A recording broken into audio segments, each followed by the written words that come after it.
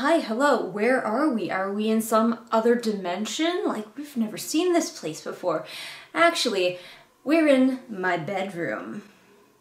We're upstairs tonight because it's like 2 days before Christmas when I'm filming this, and Adam's downstairs cooking and watching the latest season of Harley Quinn. So we are forced to be up here because it is much too loud downstairs and I cannot disturb his flow. When you're seeing this, it is in fact Christmas Day. And I probably should try to have some kind of Christmas episode prepared, right? Like having read some sort of Christmas book, or maybe I could branch out and talk about a Christmas movie, but I don't really watch Christmas movies, and I don't read Christmas books. So this one goes out to all of the people who either don't celebrate Christmas, don't particularly like Christmas, or are just looking for something to listen to in the background while they digest all of that food. And maybe you're hiding from your family in the bathroom. If you need to feel extra cozy, I have this space heater that's making like little fake flames, so... Anyway, why are we here in my bedroom today? Well, we are going to talk about a book that I'm working on. After I go through the beta process with any of my books, I like to do an after-action review. And I figured I would do one for Second Floor, a novella that I have been working on for a while. It was on Wattpad for a very long time. Actually, it still is. That is the first draft version that is up on Wattpad.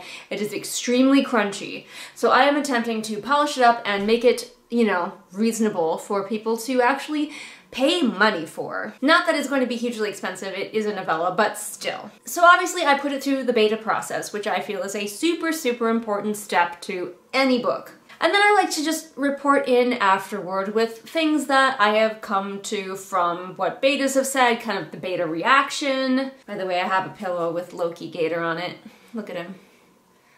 He's so happy. So Second Floor is a novella about an aspiring author named Matthias who just got out of college and he's getting his first solo apartment, but the apartment is in a really weird building where there's a bunch of interesting neighbors who are kind of odd but likable, hopefully, and also there's something evil potentially brewing on the second floor. This book is a genre which I am calling a slice of life supernatural thriller.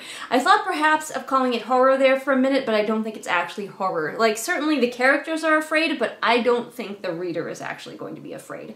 However, it does move a lot like a thriller, where it's a bit slower towards the beginning and then just balls to the wall at the end. And of course there's a slice of life aspect where I keep the characters very grounded, very relatable, and we'll talk a little bit about that as we talk about some of the notes that I got from beta readers. But what does being a beta reader look like when I do it? So my process is pretty simple. I'm not one of those authors who requires you to like fill out forms and stuff like that to be my beta reader.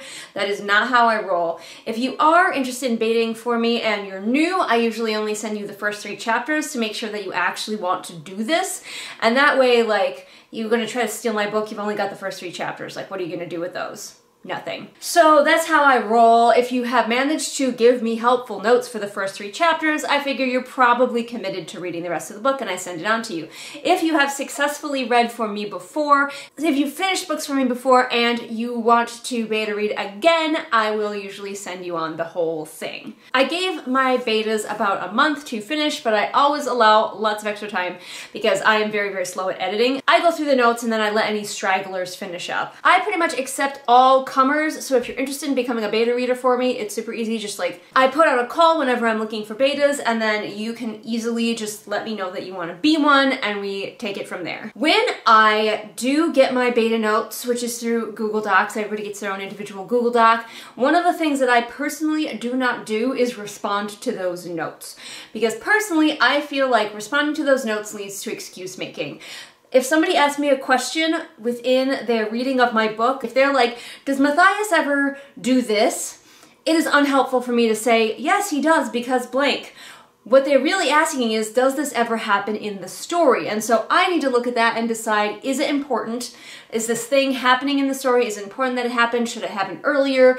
Like, that sort of thing. So I really don't respond to notes while people are beta reading. In general, people are pretty okay with that. I make sure that people know that up front. Some people are like, I wish you would respond, but I just feel that it's better for me. And honestly, I feel better for lots of people, but it's up to you in the end. But I feel that it's better for me to take critique without responding. I've done a lot of in-person critique sessions where the rule was while you are getting critique, you cannot talk back. Like you might have a short time at the end where you can say a few things, but in general you have to sit there quietly and listen to your critique to prevent you from just over-explaining everything, making excuses. Like, no, take your critique and decide if you're going to implement it in your book or not. That's my personal belief about it, and that's how I handle the beta process. Everybody's gonna be different, and you may handle your beta process differently, but that's how I do it. So let's go through my spreadsheet. Yes, I create a spreadsheet with everybody's names, their email addresses, how much of the book they have, and whether they have finished it or not. So let's find out how many people volunteered to be my beta readers versus how many people actually finished the book. Because here's the big thing about beta readers. You're gonna lose a bunch, which is why I take all comers, because I will lose the majority of beta readers.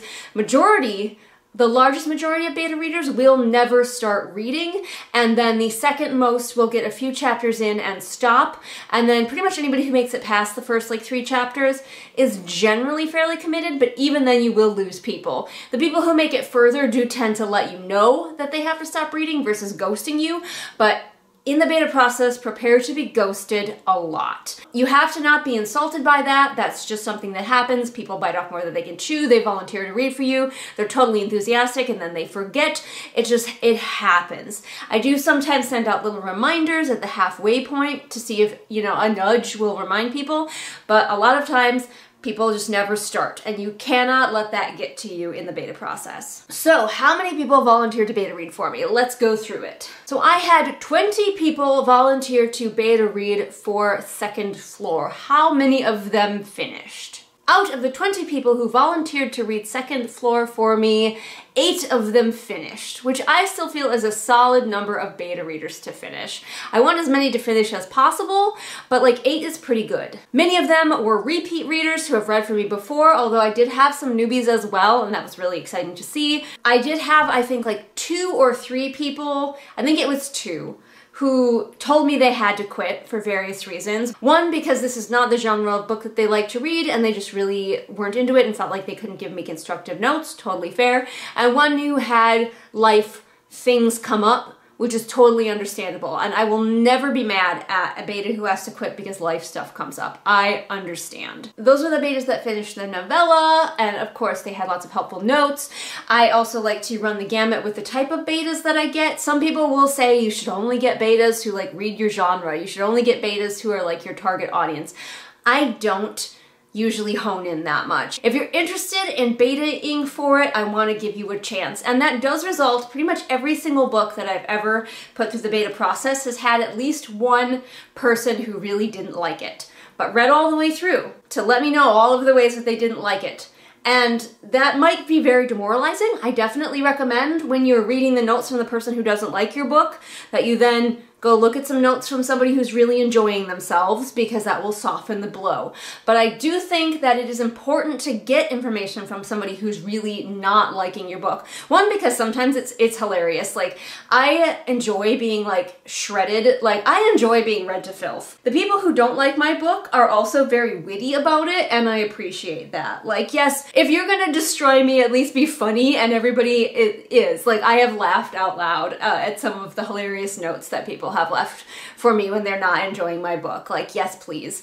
And I've also been read to filth by like some of my readers who have read for me before and they're generally enjoying the book, but they still like notice things that are like, not working.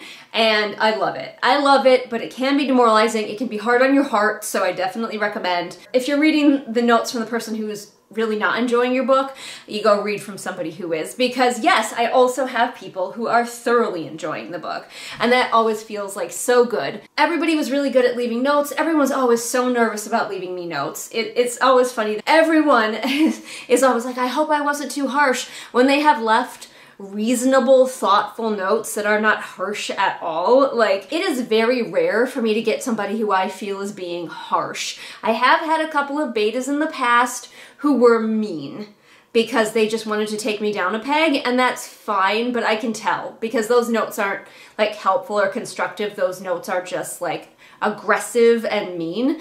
And like, I can tell when you're just being mean, but for the most part, you know, you can leave me negative comments. That's the point. Like, this isn't working. I need to know it's not working so I can fix it. So I love the beta process. It's very constructive, and even somebody who's not enjoying your book is still going to give you an angle that you won't get from people who are enjoying your book. What are some of like the big things? Without spoiling things, I don't want to spoil the book. Some of the big things, I made a couple of changes right away. Like, I saw several betas saying the same thing, and I was like, you know what?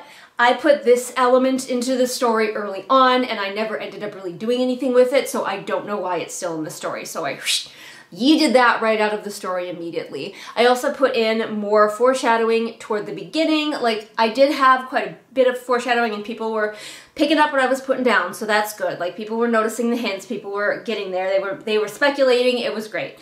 But there wasn't enough about certain elements, so I went and put more of that in there. A lot of like little details, some larger details. I didn't have to do any like major overhauls, partially because this is a novella, and a lot of, unfortunately, this book also kind of runs on vibes. This is my most vibesy book. And I find that the betas that read it all in one go, or like very quickly, enjoyed it a lot more than the betas who like had a break. I had one beta who was like really loving it, and then they had a break, and they came back to it and they're like, I don't think I'm loving this as much. And I'm like, yep, it's because the book kind of runs on some dream logic, because it's like supernatural thriller here. And so if you're in it and you're just reading straight through it, you're gonna have a good time. You're gonna be immersed in the world. But if you try to bring logic into it, some problems might occur. And this is one of my weirdest books, I will definitely say that. This one is fun, this one is vibes, this one is just joy. You're just there to have a good time.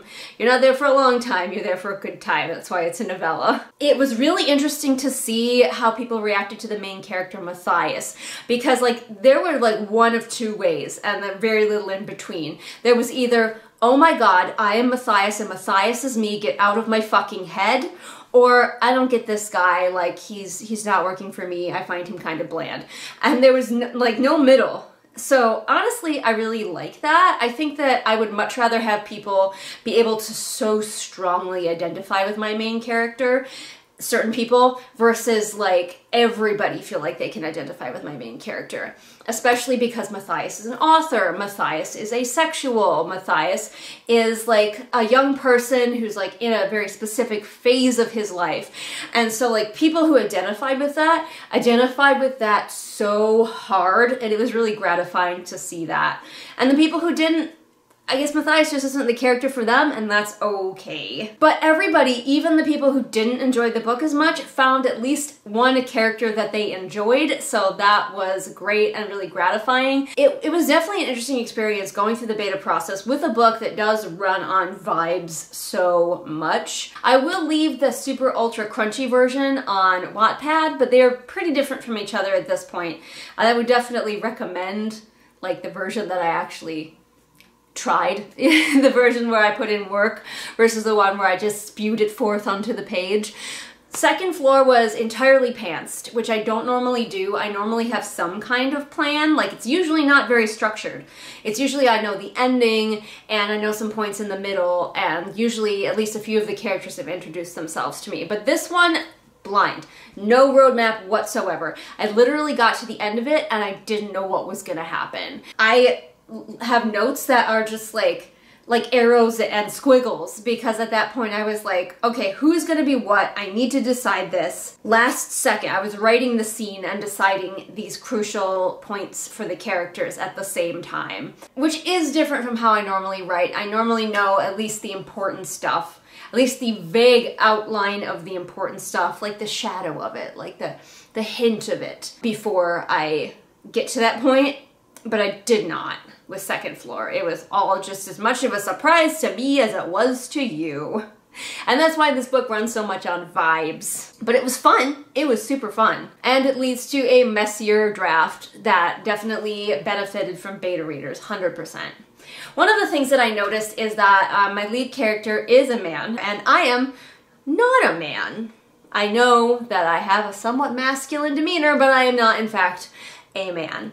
So I did have a couple of readers who were like paying special attention to make sure that I wasn't making Matthias like too feminine. Like, he's a soft boy. I write soft boys, and that's fine, but there are just a few like little tweaks that I made to Matthias to hopefully make him seem more like someone who has been raised as a cisgender man his entire life, because it is different from how you're raised as a cisgender woman. So even though he can be a bit of a follower, he's a middle child, he's like overlooked and quiet, he still has to act in like a masculine, quote-unquote, heavy quotes, way. It's also really interesting, there's several details that I don't include in the story because they're not important, but I really like to see who catches on to those details. Because Matthias, like I said, is definitely a character where there's a lot of subtext to him. And if you know, you know. And it's really hitting with some people. They're like, oh, fuck. And some people it just whoosh. My husband caught some subtext to Matthias that I don't know if any other beta readers caught, but it made me feel really gratified that like somebody caught it. Not everybody has to catch it. I'm fine if lots of people don't catch it and don't catch on to like a lot of the subtext that's going on with Matthias, but there's a lot of things that you have to read between the lines for him, and it's going to be a lot easier for people who have had those life experiences.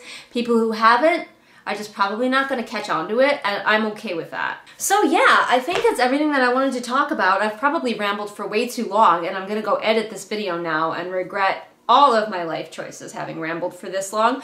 But I hope this was interesting to you and helpful to you if you are about to step into the beta process. Maybe you want to do it the same way that I did. Maybe you can steal some of my ideas. I have been doing it for a while, so I think I kind of have it down now to a science. Maybe a wibbly-wobbly science, but a science. I think I've kind of figured out what works for me and my methods, so feel free to steal any of them that you want to. And remember, if you're just starting out, that you are not going to get as many people volunteering to beta read as I do. That is normal, and also it is completely normal that you will get ghosted by a majority of them. It's not you. It's just the beta process and how that works. Thanks so much for watching. Don't forget that I do have several published books that you can check out already, and keep an eye out for Second Floor. Also, don't forget that you can support me over on Patreon. On Patreon right now, you can see a couple of the cover mock-ups for Second Floor and help decide which one you like better. I'm still really torn.